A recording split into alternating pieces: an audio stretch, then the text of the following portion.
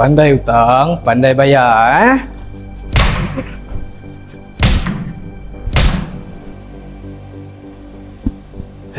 Serabut lah kau ni.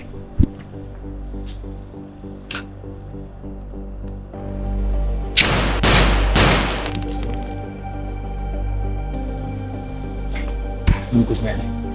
Baik bos.